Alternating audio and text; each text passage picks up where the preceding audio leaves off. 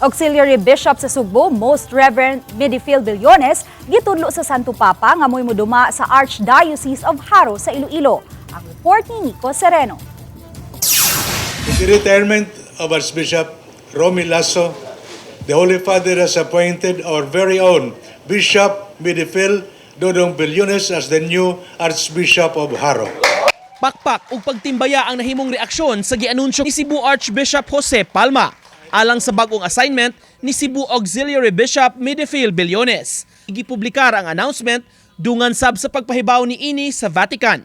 2019 nahimong obispo si Billones nga gidestino sa Archdiocese of Cebu isip usa sa mga auxiliary bishops. Sa pagka-assign dinhi sa may National Shrine of St. Joseph sa Mandaue City siya nagduma isip team moderator. Ang iyang assignment sa Iloilo isip ilang ika-14 nga arsobispo magsilbing homecoming alang kang Billones nga naordinahan pagkapari sa maong archdiocese. Ang appointment ni Billones pagka-archbishop designate sa Iloilo misunod sa bag-uhay lang paglingkod sa iyang kaubang auxiliary bishop sa Sugbo. Sa miaging simana lang, si Bishop Ruben Labajo miasumir na sa bagong natukod nga Diocese of Prosperidad sa Agusan del Sur. Ug tungod sa makalambuan, si Arsobispo Palma sa Archdiocese of Cebu makuhaan og assistant bishop.